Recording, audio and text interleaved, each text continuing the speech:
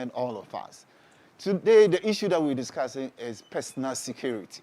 And that's the reason why we've invited Mr. Samuel Fiakwi. He is the security boss. I like to call him the security apparatchik of the World Bank Accra, Ghana office. Brother Sami, thank you very much for honoring our invitation. Thank you, welcome. Yes, and we're streaming live on Facebook and YouTube, Trinity United Church, Legon.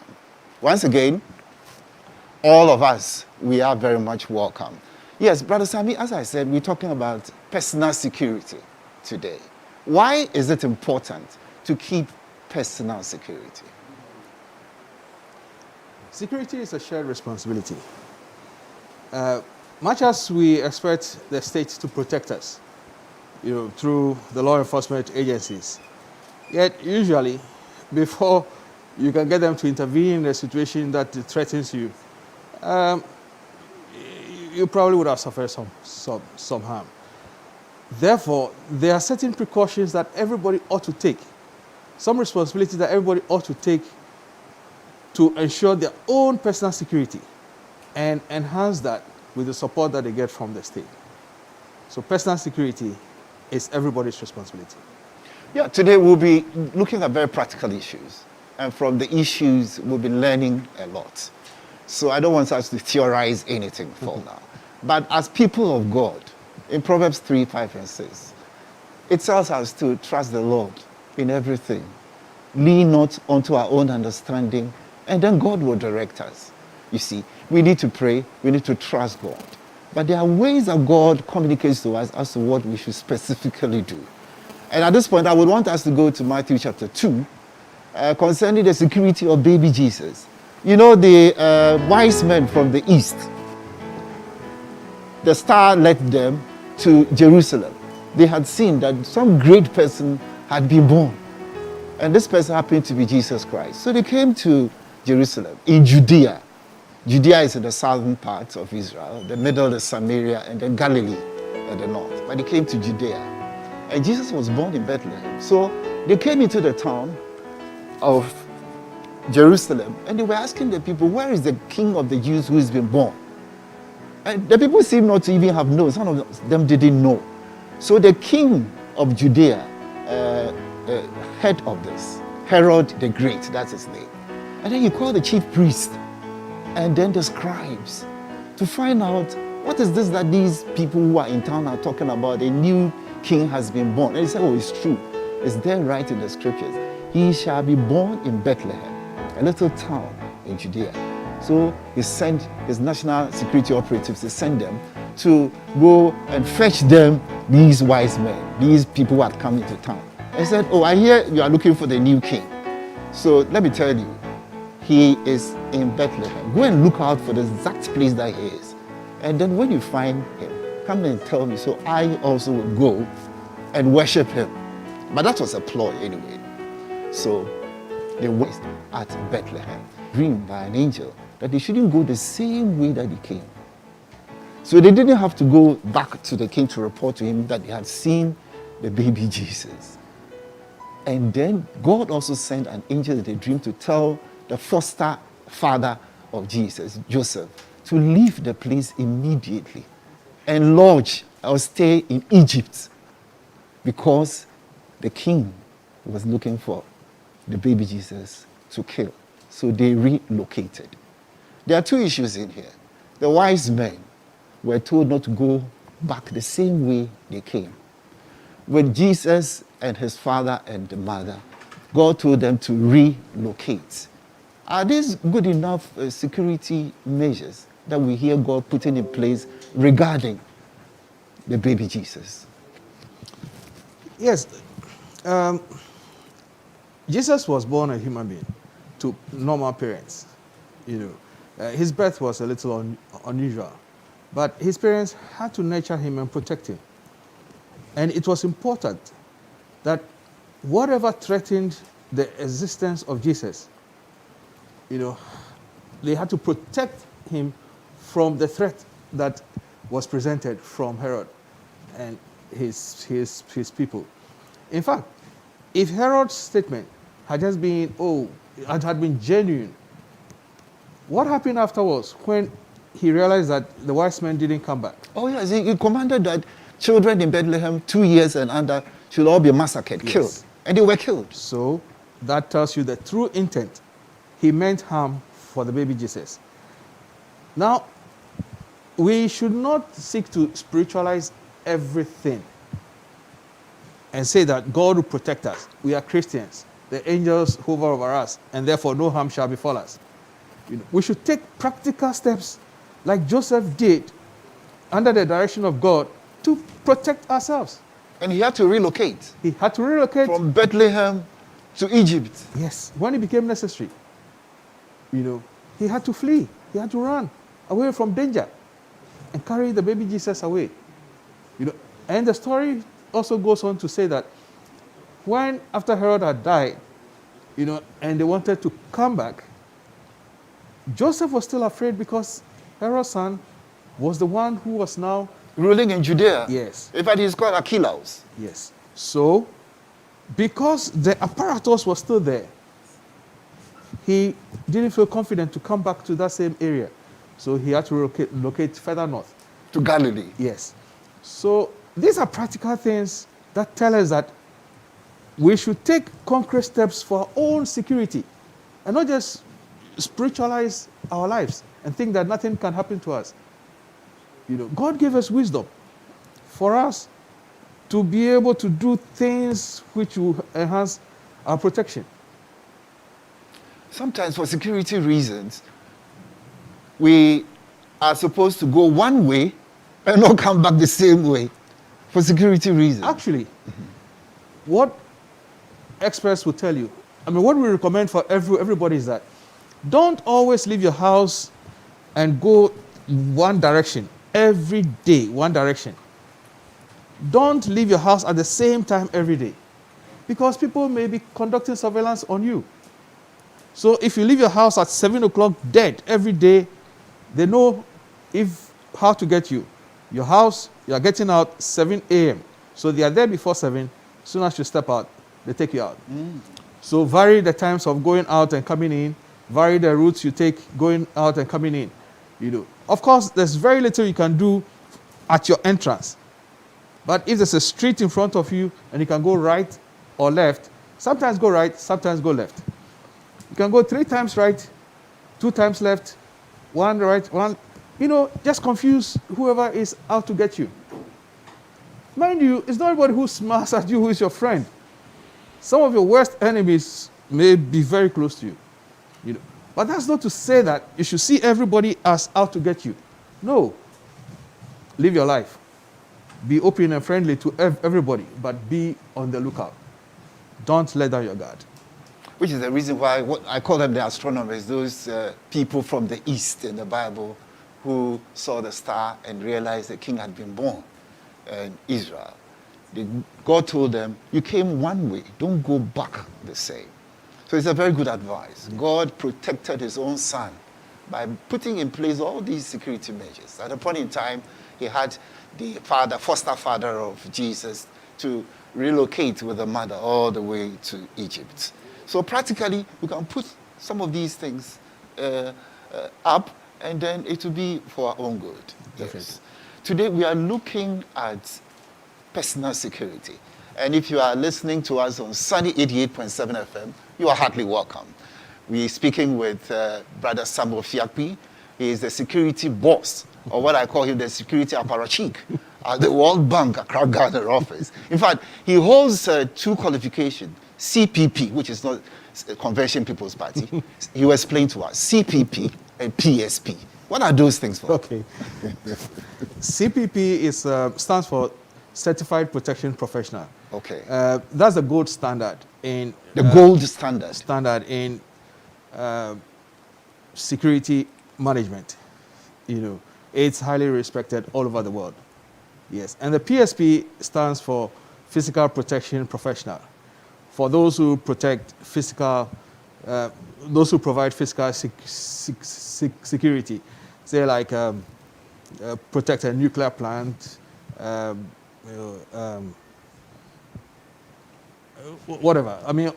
Big installations, big camps, That's the kind of training and orientation you need to have to be qualified to do that. I guess these qualifications are not there. Not so many people have it in the world. Not too many, I should say, relative to the need. Quite scarce. Okay. But the most important thing that we are doing today is about personal security. Now, let's take some of this. We'll take your own situation. Yes. Some time ago, you were driving in your own car, and on your blind side, 2 of your phones were picked. Yes. You, a security couple, and this happened to you. All right. But by now, we're looking at by hindsight, what happened?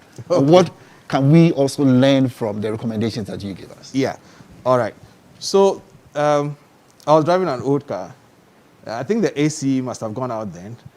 And on the motorway, from my house, my glasses were all rolled up to 3/4, as I always do and recommend to others. My doors were locked. Then when I hit the end one, I felt I was driving fast enough so that nobody could possibly get into the car or attack me. So I rolled down the glass to let some fresh air in because I was feeling warm. I rounded the Tetekwashi, to join. Yeah, you had to go up and hit Accra Mall and come down. Correct. So just when you landed down. Yeah, just Okay. after the circle, after the roundabout, between the roundabout and joining the Medina Road, just that short stretch, I forgot to turn my glasses up. My glasses were still down, both left and right. So the traffic was slow there. And I heard somebody knock the back passenger door behind me. He said, "Hey, there's something, your tire is flat." But I couldn't feel the vibration in the steering wheel. So I knew It wasn't any problem with the back tire. Yeah. So I ignored him. But I had to take my eye off and watch my mirror to look at him. 1 second. Just 1 second. Just 1 second. Yes. Somebody picked those 2 phones. For me, that was enough. Since then, I said, That's never happened again. no, it will not happen again. And then using your own. So what lessons do we learn from that? Yeah. For those of us, for those who drive. So the thing is this. Whenever you get into the car, just as you strap on your seatbelt, if you have AC or not, those glasses go up, all the way up. Fully up? Fully up, if you have AC. Okay. And lock those doors. But without AC? Without AC, you need some air. So roll it up 3/4 of the way. Crank it up, crank it down just a little, so that you can get some air. I promise you, you'll still get hot. You'll get very hot in there. But is it not better to get to your destination safe and all your belongings intact than to say that you want your comfort and never get to your destination or have your belongings taken away from you? Yes. Because if your glass is down in tight traffic, it's happened to many people that I know. Somebody comes to you, especially at 37, grabbing my gun to shoot your head off. Then he ran. Of course, I didn't have a gun then. Yes. But just to let him know that I'm not taking that tomfoolery from him. Today we're talking about personal security. That's why we have Mr. Samuel Fiakwi here. And we're taking situations, practical situations, and then we will learn examples from what he shares with us. Then taking your own example again. Once you are at the Independence Square, and then something happened, and you were robbed of one of your phones. You seem to be being robbed of your phones. Okay. The security couple himself. So this happened within the same week that the 2 phones were picked. Different scenario, but very good lessons. That was the inauguration of the first term of President Akufo-Addo. So I got an invitation to come to the inauguration. We had parked far away and we were walking. It was a mass of people making their way into the Independence Square. And because I knew it was a dangerous place, I had my 2 phones in my hands. Then, I had my phone and my wallet. I took them out and was holding them. You took them out from your pocket? My pocket. Your side pocket? Yes. My wallet usually goes to my back, and my phone is in the front. So I took them out, and I was holding them. Then there were some guys walking towards us, making their way through the very dense crowd. And said, hey, watch out, everybody, there are pickpockets here. So as I heard that, I put both the wallet and the phone in my inside pocket. That's on the breast pocket? No, inside. Inside? Inside. Of your jacket? Exactly. Okay. Big mistake. So as they came abreast us, I felt something around my chest. So I clutched my pocket, and the phone was gone. How did they do it? I don't know. But you see, what I think they did was to ruffle the waters, ruffle the feathers, and see people's reaction. People like me who reacted to their message, they watched where the valuables went. So the phone went, but the wallet, fortunately, was there. Was there. And that same week, 3 days later, was when I lost the 2 phones. The 2 phones. Yes, one belonged to my wife, unfortunately. So I one had to buy near everything. Accra Mall, and then the other at the Independence Square. I got so mad that, maybe I shouldn't say this, but I got so mad that I promised I was going to organize a swoop against all those boys in that Tetekwashi place there. Well, I had a change of heart. But later on, the police did that for me. I didn't instigate that, but I was happy they did. So the one at the Independence Square, what lessons do we learn? No. What security measures could we take in a dense situation like that? You clutch onto your belongings. If you have a purse, it goes tightly under your armpit. If you have wallet, it's not in your pocket. Even if it's your pocket, your hands remain in your pocket with them, so that nobody can take them out of your pocket. And don't react to those kind of messages, to trick you into doing things which would point out to them where you have your valuables. Yeah, because at the Tetekwashi, the person was saying that there's something wrong with your tie. And there was nothing wrong. Yes. At the Independence Square, he said, hey, the pickpockets are here. Not knowing that they themselves were the pickpockets. Exactly. So since then, whether it's hot or cold, my glasses go up. Your doors are locked? Yeah, doors are locked. Now I drive a better car, so I don't have to even think twice. Okay. But the advice to everybody is that no matter what it is, roll that glass up, lock that door, and of course, strap your seatbelt. This will save your life. Okay. We can't stress this enough. Then the last one, when you packed in here, right? I was watching you. I was at the top there, and I was watching you. And then you came into the booth side, opened it, and then immediately, shortly afterwards, you looked left and right. Why did you do that? I think it's more of habit, because you constantly have to be aware of your environment. You just have to know what is going on around you. Personally, I say that we have to maintain eternal vigilance. Eternal vigilance. Yes, constant vigilance. But there is no end to it. You always have to be vigilant. Be aware of your surroundings. Be aware of who is following you, who is walking on your side, even who is in front of you. Surveillance can be conducted on you whether you're in a vehicle or whether you're walking. So you should be aware what's going on. If you see somebody trailing you for a while, stop. See whether the person will pass. If you stop and he stops, okay. So you take off, change your route, try and shake him off. If he's still doubling up and following you, oh, okay. It could be an indication. So you're after me. Then, if you're walking, maybe you just run and dodge him. But if you are driving, then you want to flatten that pedal and just take off. Do a left and right, U-turn, even if an illegal U-turn, shake him off and go. If he's still on your tail, end up at the police station and see whether he will come there. We'll pick up from there. And what word two words did you use? Eternal what? Vigilance. Vigilance. Yeah. Eternal vigilance. We'll continue from that point. We'll take a short break.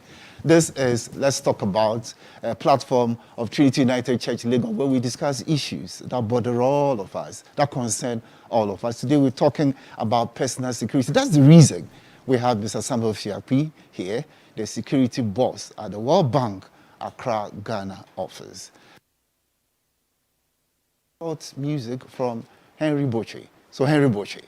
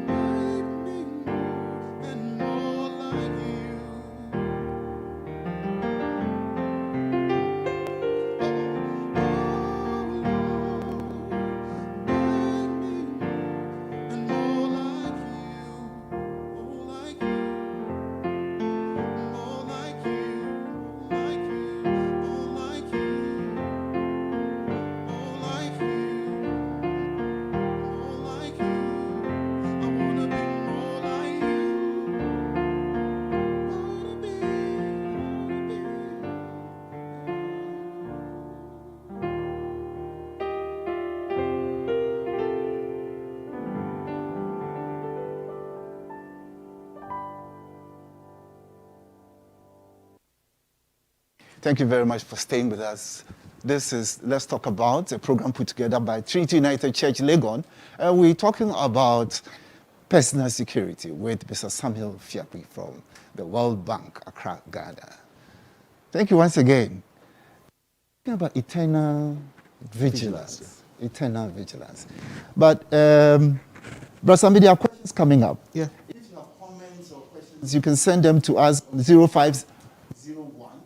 0501-579996. Again, WhatsApp. You send the questions or comments to us on WhatsApp 0501-579996.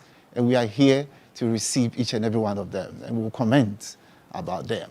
I think while we're going on, we can look at some of the comments that have been sent to us. And this is a comment by Eunice Arabashandov.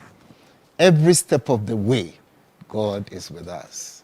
And I say amen to that. Brother Sammy, I hope you also say amen. And then Amy Jifa Esiedu, he said, thank you for the security tips. Thank you very much, Amy Jifa Esiedu. And then there's a comment by Douglas Awuku Manukri. I hope I got the pronunciation of the name right. Douglas Awuku Manukri. Be alert and aware of your surroundings at all times, which was what you were sharing.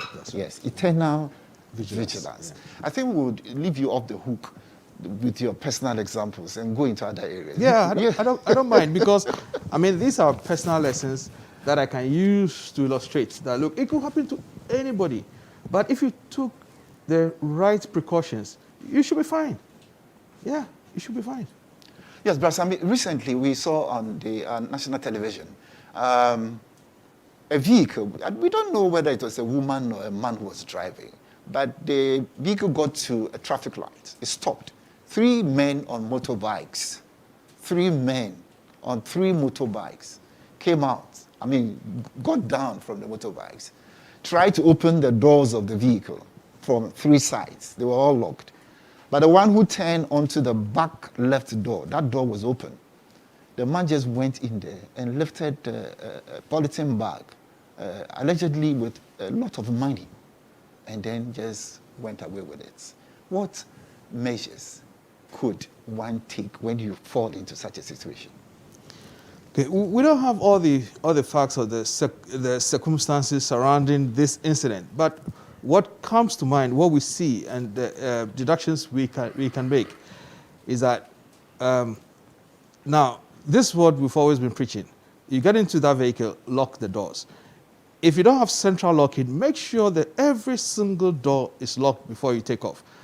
You know, it's just as simple. And also make sure that the windows are rolled up.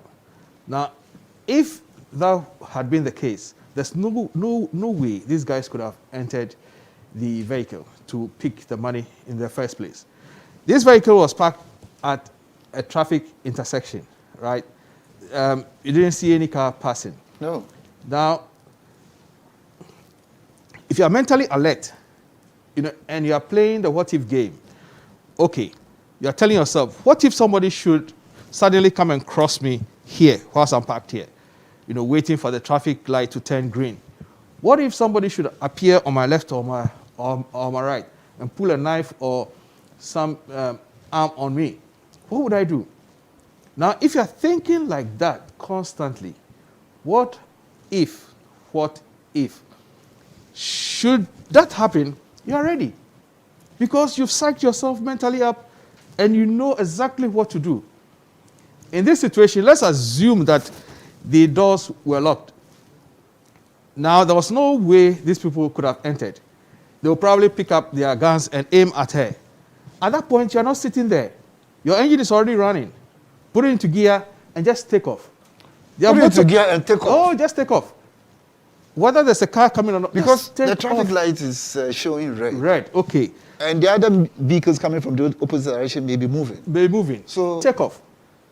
Do an illegal U-turn. Get into, traffic. Just take off. Don't remain there. Under those circumstances, it's your life at stake. And you can do something out of the ordinary. You can explain that to the police later. But take off. If their motorbikes are in the way, run over those motorbikes. Run over the motorbikes? Oh, yes. Yeah. They are standing there with their guns pointed at you. You have a bigger weapon. That's your vehicle. Clear those idiots out of your way. Just run over them. Wow. See if they'll stand there. They should find work to do rather than make stealing their profession. You understand? I do. Yes. So it starts with being mentally prepared. That what if this happens to me? What if somebody crosses me? What if, if you have to jump a curb, you have to do a U-turn on the ring road, get over the island and do a U-turn. Do anything. Get away. Don't stand there. It's important. But somebody in the production team is smiling and laughing. And I'm thinking that he's saying, this is unbelievable. Run over there. No. Listen. I'm a Christian through and through. And I believe in the sanctity of life. But when it comes to your life or my life, I'm not going to say the Hail Mary and lie down for you to kill me. No way. You understand? I do. Yes. I do. But there's also something. Now, was there not any way that the owner of the vehicle, or the driver of the vehicle, could have protected, the money in that polythene bag? It's alleged that it was money in the polythene bag that the robber took. Where else could he have she or he have put the money apart from the back seat? Okay. Out of habit, and I think it's good habit, you always want to keep your valuables away from the public eye. You commented rightly when you said that you noticed I went to the boot to grab my bag, you know. And then you look left and right. Yes. The car, the back side is most heavily tinted. So it's virtually impossible to see what is there. That's why I put my bags, whatever things, everything. I have my suit. That's where I put them, you know. And when you shouldn't be opening that boot. Say you stop at a shop on the roadside to buy something, shouldn't open that boot, go there, take some money out, and no. It's wrong. You know, if you're carrying a lot of money from a bank, you should take the most direct route from the bank to your destination. Assuming you are moving from Northridge and you live in Aburi, So you just dash off. The most direct route. Don't pass anywhere, left or right. No stopping anywhere. No stopping anywhere. Just go home. Go and deliver that money where it should go to. You can never tell if somebody is trailing you. You can never tell. But it should be in the boot anyway. It should be out of sight. Okay, out of sight. Your bag, your computer, your whatever valuables that you think somebody can break into your car for should be out of sight. What they see is what attracts them. You know, so if you don't see nothing in the car, okay, don't waste your time with this car. But Pastor Sammy, there's something that really disturbs my mind a little. Why would people, I see it a lot in Ghana, they'll go take a lot of money from the bank, whereas they could have dealt with checks, person to person, money, bank transfers, and all that. We seem to have the fashion, if that's the right way to use, carrying big monies, big sums of monies. Wouldn't we have done anything apart from carrying those big monies?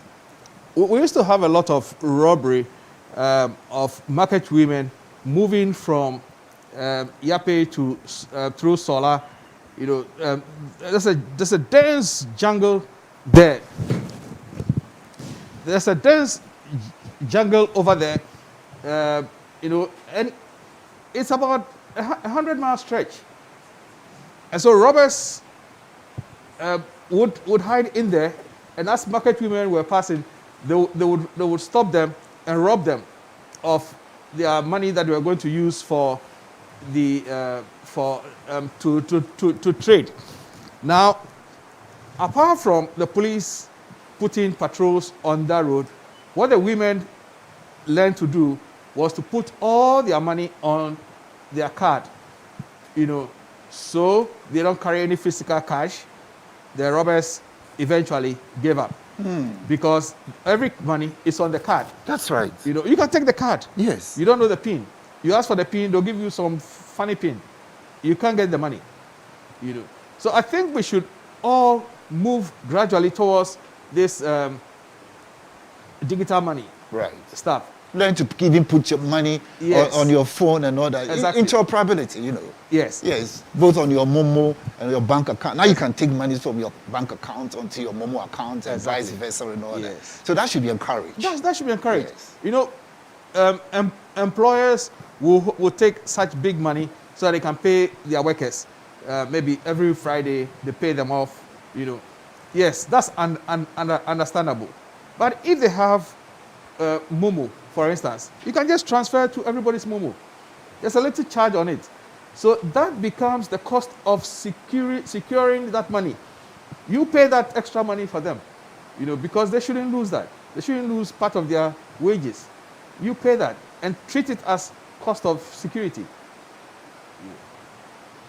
Thank you so much, Brother Sammy. Yeah, there's a question by Vida. She says, what advice can you give to parents regarding dropping off and picking up children from school, libraries, etc., in the light of varying our routine? I think she's talking about changing our routes.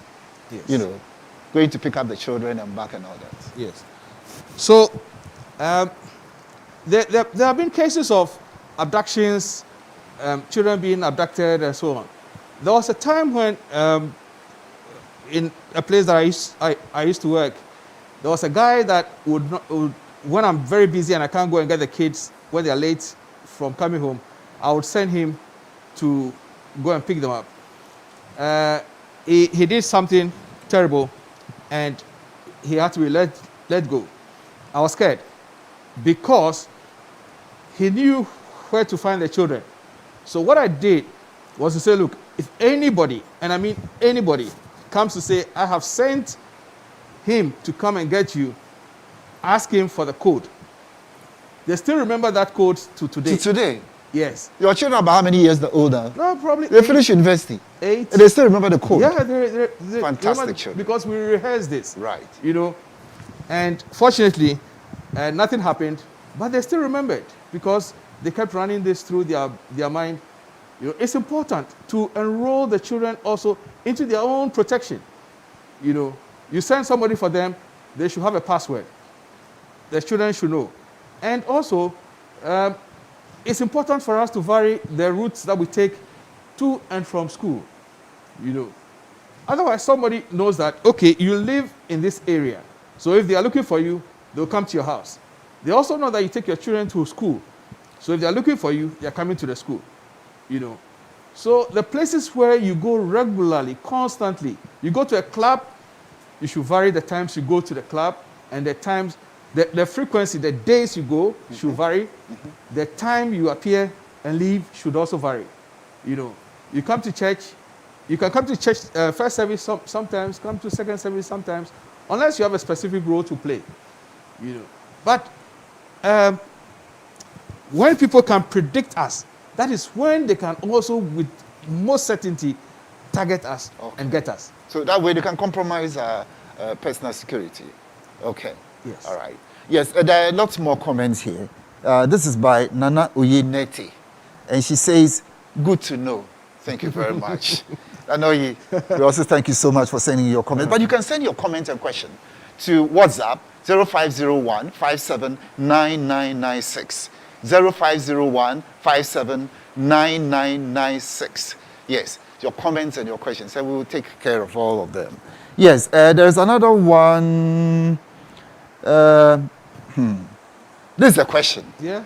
But Vida, this we have been discussing, and so we'll talk about it next week. Next week we have the second session of this program. She says, what steps can worshippers take to protect themselves in churches, mosques, etc. during worship? Any top tips?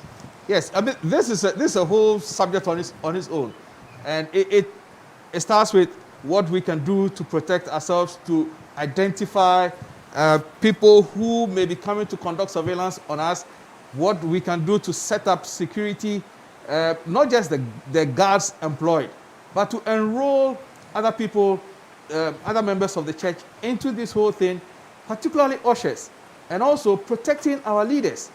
You know, not protecting them physically alone, but just imagine that the senior pastor is engrossed in some scandal. True or false, that is the beginning of the disintegration of the church. You know, so you got to protect him. You know, so we're going to talk about all this. That is next week. Next week. Okay, so Vida will tackle that next week for you. Now, there's a question by Kwikwata Kwajumo. And Mr. Fiakwi, some other experts have suggested that when attacked, instead of seeking to defend yourself, just give them what they want. In this case, instead of speeding off, just give them the valuables. What would you say to that, since your life is more precious than what they want? Okay. As I said earlier, if your windows are down and somebody sticks a knife in your hand, in your neck, just give them what they are looking for. You know. But if your windows are up, your doors are locked, and you have some space, some chance, hey, don't play the mugu. Don't play the what? The mugu. The mugu. What is that? Explain to us. No, what I mean is, look, don't just sit there. Okay. You know, you have everything to defend yourself. That is to say, don't be daft. No. All right. Okay. So that's a very good advice. And thank you very much, Kwikwata Kwajumo. Thank you so much. Yes, we're going on. This is, let's talk about a platform for discussion of issues that concern all of us. And today we're talking about personal security. That's the reason why we have Mr. Samuel Fiakwi here, the security couple at the World Bank, Accra, Ghana. You give me too much credit. Too much. Yes. Brother Sami, what role has security gadgets or installations have to play regarding our personal security? Okay. So, what I have to say about this is the best form of security for ourselves, and this is in relation to our homes, if I get it correctly, is actually layers of security rather than just one subset of it, which you refer to as gadgets. In security parlance, we say concentric rings of security. Concentric rings Of security. But it simply means layers of security. Okay. You know, layers. So you need at least 3 or 4 layers of security to build a formidable something around yourself. And I'll explain. Okay. It starts with the perimeter. You know, your boundaries must be well defined. You know, even if with just a hedge, it must be defined that these are my boundaries, no trespassing. And you can even put a sign there, no entry, beware of dogs. You know, you come in at your own risk, anything. And so that says that, look, anybody stepping beyond this line is entering my personal space. That's important. You know, so it keeps loiterers out. Yes. You could have a short wall, a medium-sized wall, or a tall wall. Each comes with their own pros and cons. Personally, what I prefer is to enroll my neighbors into my security. How do you do that? Great question. So I have a, not a very short wall, but let's say a medium wall, where everybody passing around can see over the wall. Oh, is that the type of wall you build it up a level on the cement blocks, and then some of them you see beyond that, you see spikes of iron rods. You can see through the house. You could have that. If someone is in, can also see outside. Exactly. Okay. But it could also be a normal wall, block concrete all around, you know, about 5.5 feet, you know, so people can see over it and see what's going on in the compound. Now, any thief breaking your windows in the compound would think twice, because passers-by would realize that, hey, what's going on here? You know, But on top of that wall, I would also have barbed wire or electric fence. My personal preference is electric fence. Okay, because you can afford it. Okay, let's say I can't afford it now, but before, I couldn't afford it. Okay. You know, so if you enrolled your neighbors into your security, even if you had a short wall, people will think twice before they mess around in your house. Okay. So how about CCTV cameras? Yes, I'm coming to. You're coming to that. I'm coming Okay. to that. So the next layer would be all the entry points into your building itself. So you're talking about the front door. You're talking about the kitchen, the back door, kitchen, maybe the garage. All of these should be reinforced doors. If you can afford security doors, by all means, that's what you should have. You know, and then you come inside. If the thieves manage to break through the windows, then they'll have to go through the living room corridors to get to the rooms to get what they want. You know, so that's where you put your security gadgets.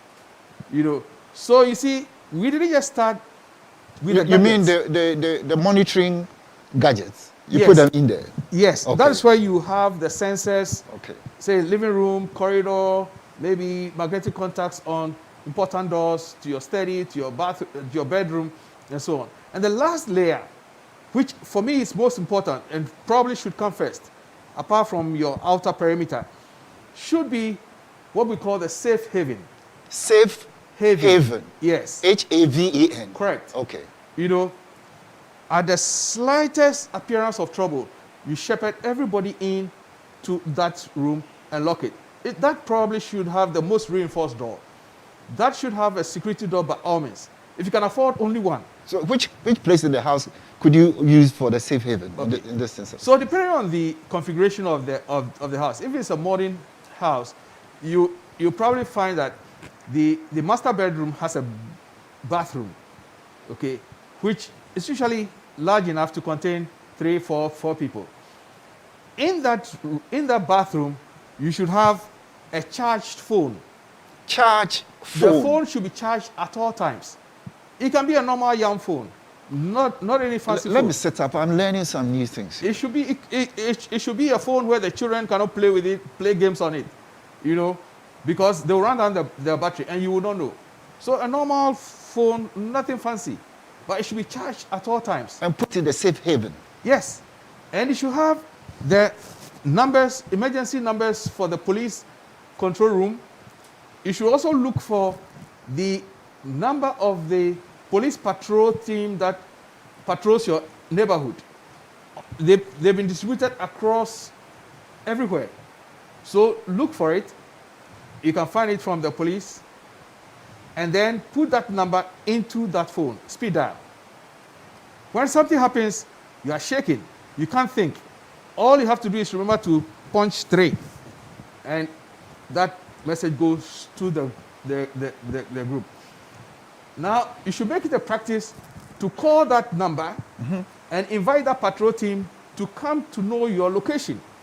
Introduce yourself to them. They know, oh, this is Mr. Ponce's house. This is where I live.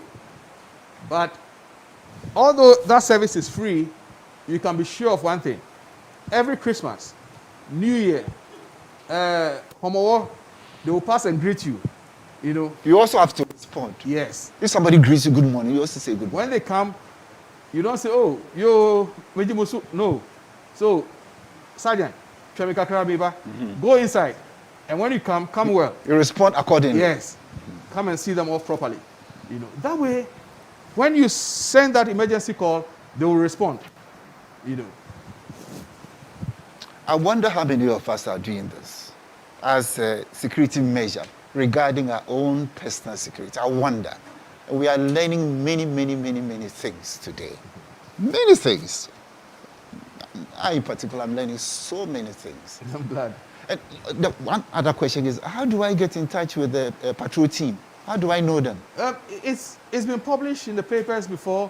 You can also call the 18555, that emergency number. 18555. Yes. Okay. 18, then 5, the 5 is 5. Okay. Yes, 5555. So 1855555. Yes. Okay. When you call that number, it goes straight to the police emergency room and talk to them. Tell them what you want. You live here and you want the number for the police patrol team that patrols this area. They may be nice to you, they may not be nice, but try it. You may get it. Or Google it. Yes. And then you put it on the phone.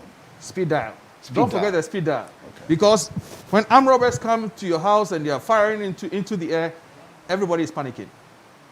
No matter how brave you are, you can't remember anything. Now, the other things that also I believe that we could do regarding the environment in which we live, the surrounding areas, we also need to put in a little bit of surveillance tips. If you could just draw, you've talked a little bit about that, but if you could just draw a little bit more about our environment, how we as persons could ensure such personal security regarding our house and the people who live around us. Okay. So the thing is, before thieves will strike, before terrorists conduct operations, anybody who wants to conduct something against them will conduct some form of surveillance. To get the kind of information that they need, they will have to come close to the object or the subject to get the kind of information they are looking for. That is where they are also vulnerable. So, if you are aware of your surroundings, like this is what your house looks like in the morning.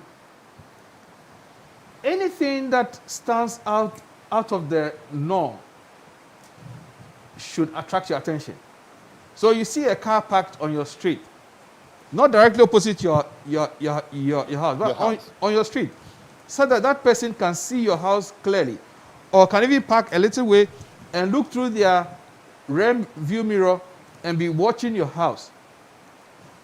Nothing stops you from walking up to the guy and politely asking him, "Excuse me, sir, are you looking for somebody?" eyeball to eyeball, you know, and ask him whether he's looking for someone. Now, the psychology of the thief is that once you look at him straight eyeball and ask him that question, he feels exposed. If he's there with a diabolic mind, he's not spending the next 3 minutes there. He's gone. He won't come back. You know. So we should take our defense into our own hands, you know, and know what our environment looks like. Anything out of the ordinary, confront it. Don't leave it. You know. Now the thing is this. When we present a front that looks weak, vulnerable, oh, this house can be attacked, you will be attacked. But the thieves come, they look, hey, everybody here looks like they have some military training. They're all very vigilant. Here, if you park, somebody's come to ask you a question. Nobody will mess with that house. You know. Before you get out of the house, look left, look right, see whether it looks okay. Before you step out or go.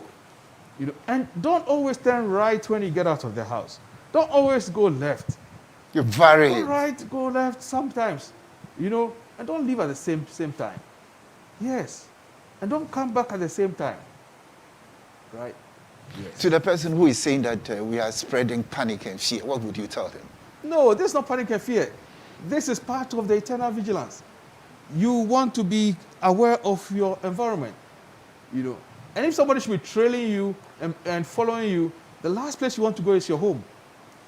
Bad idea to go home. Take him somewhere. Take him to a crowded area like the mall where there's security, there are people, and just scream your lungs out, you know, and see whether they will follow you. Go to the police station. If the police station is far or you don't know where it is, just look for somewhere where there are a lot of people and there's security. There's some form of security. Even if there are guards, just go there. A lot of the communities in Accra, for instance, are not well lit. And recently I saw on the television a lady who had closed from work late, and she was going home in Adenta. And the place that she was passing was dark, and she was attacked. Yeah. So what input will you make into this? Yes. So it's important for us to stick to the main roads. You know, stick to the main roads, which may or may not be lit. You know, shortcuts through the dark alleys, dangerous. And I think she was going through a shortcut. Yeah. Which was dark. No. Just stick to the main road. You know, at least a car will pass. You know, if somebody wants to do something funny to you, somebody might see this and help you. You know, stick to the main roads, the major roads, until you get close to your house and branch off. You know, it may be longer, but you'll be safer. A lot of issues are coming up. But, well, if you have a question or comment, you can still send it to us on 0501 579997 on WhatsApp. 0501 579997. Yes. There are more questions. Oh, yeah, there are more questions here in the comments. I'm sorry, I didn't look at them. Thanks so much. This is coming from Patricia Russell. Thanks so much for this insightful discussion. It's very timely for the times we are in now. God bless you. God bless you, Patricia. And then there's a question by Ruth Reid. Can dogs also serve as security in the house? Definitely. Okay, so one of the things I missed is part of your security, part of your early warning system can be dogs. You know, you should be aware though that dogs can be poisoned. You know, so you should train them. There is the Armed Forces Dog Academy just off the N1. You know, you can send your personal dogs there. They'll train them for you for a fee. Well, this is a comment by George. Modern smartphones have SOS numbers. I don't know what SOS numbers are. And various personal security features that are helpful. That's his comment. Anything that you have to say about it? It's a good comment. It's a useful thing. Yeah. All right. Now, a question by Douglas Awuku-Manukuri. What's the cost associated with the layered security? Okay. First, please explain to us what layered security is. Okay. So, when I described the layers of security, I started by saying you need your perimeter fencing, It could be a wall topped by barbed wires or electric fence. My preference would be electric fence because the thieves recognize it. Okay. And they are scared of it. Then you have security doors on your building, and then you have electronic security systems in the house. You could have cameras also in and out, to survey to keep an eye on the compound and to identify those who come and create trouble in your house, so that after the event you could apprehend them. Then you must have your safe haven. Okay. Well, you can implement this in batches. Okay. Not In phases. all at once. In phases, yes. All right. Thank you. Okay. Yes. But he's wanting to know the cost. No, it's not possible. Every house, the configuration of every house is different. Okay. A standard fence, for instance, can be maybe 2,000 Ghana cedis. Electric fence, electronic security systems may cost. There are so many. So at best, you invite the experts in. Exactly. And then they can configure how much do a survey, discuss your needs, and then tell you, okay, let's do this first, let's do the second. There are some you can do yourself, like build yourself a safe haven. You can do yourself, yeah. Now, this is a question by Enoch Nyako. I hope I mentioned this name correctly, Nyako, not Nyako. Yes. What considerations must we make for personal security in this age of social media and the internet? That's very important. You see people on Instagram, Facebook, splashing their whole world.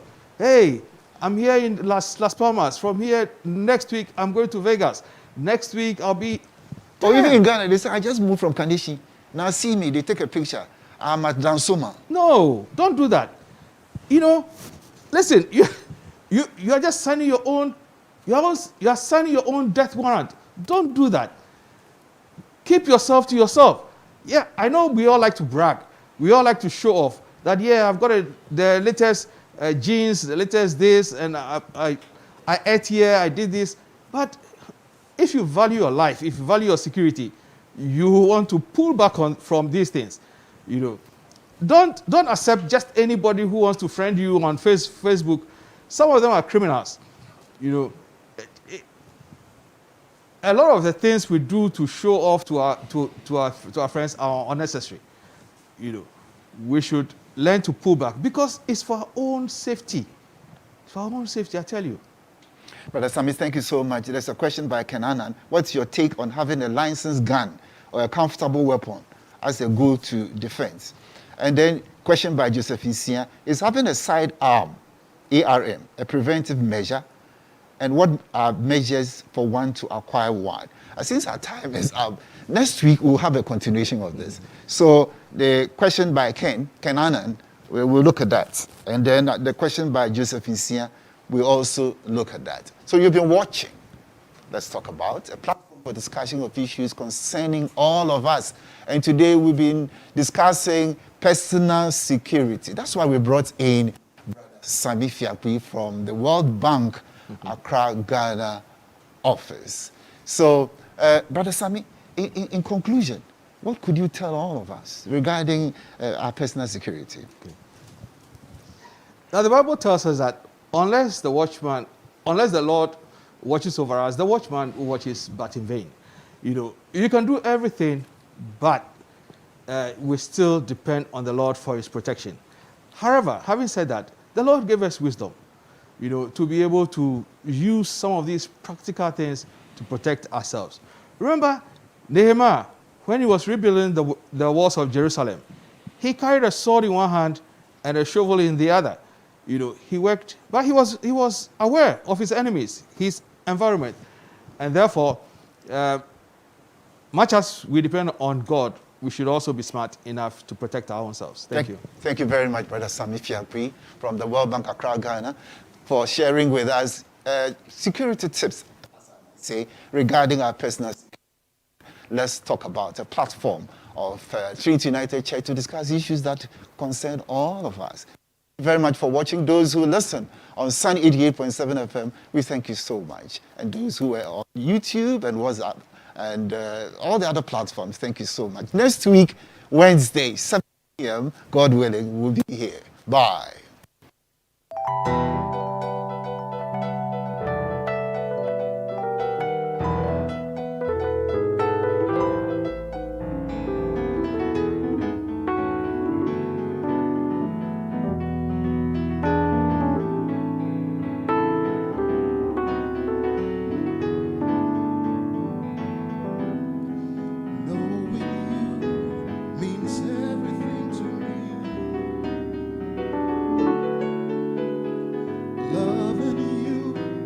with